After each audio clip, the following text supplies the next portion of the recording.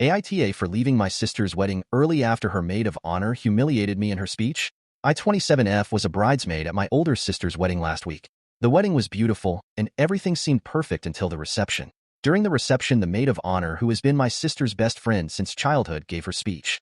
It was emotional and all, but then she made a joke about how I was the family screw-up who finally managed to do something right by not messing up my bridesmaid duties. Everyone laughed, but I didn't find it funny. For context, I've had a rough few years. I struggled with my mental health and dropped out of college for a while. I've since gotten my life back on track, but it's still a sensitive topic for me. Hearing that joke in front of all our family and friends wasn't funny at all. My sister's best friend and I never really got along, but still, I never expected something like this from her.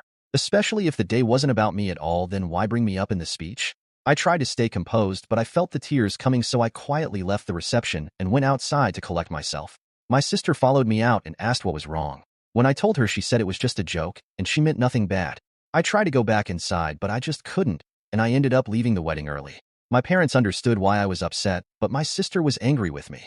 I do feel terrible for leaving, but I also feel like I had the right to feel hurt and humiliated. Edit. I said nothing at the moment because I didn't want to cause a scene on my sister's special day. And I can't reason with her right now because she will just ask me if I haven't been taking my meds lately, because that's what she does when she's angry with me. So I'm giving her some time to maybe realize how her best friend's joke was out of line. Edit 2. Someone asked me if my sister's best friend and I argued before / did I give her a reason to do this. My sister's best friend and I never went past high. She told me before, a few years ago, that she, in general, doesn't feel comfortable around someone struggling mentally because in her head God only knows what they're capable of. Since she said this / to this day, I just try to avoid her. Update.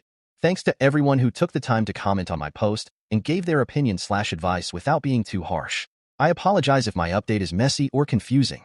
I'll try to cover everything, but I don't know when to add context for clarification. If you think there's any missing info / some parts are confusing, let me know. The same day I posted, my dad called to check up on me and see if my sister and I had talked things out. When I told him no, he said it's better if we talk about it now and assured me that I have nothing to apologize for. If my sister thinks she has nothing to apologize for, then the least she can do is make her best friend apologize or fully realize that the joke was out of line.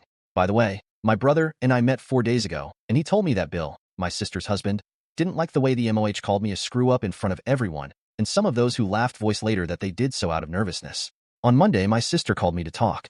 When I made it to her place, her best friend was on the phone and didn't put it down for a second. My sister started by saying that just a few years ago I would have laughed hard and not taken the joke as an insult. I told her maybe some laughed because they didn't know the reason she called me a screw-up.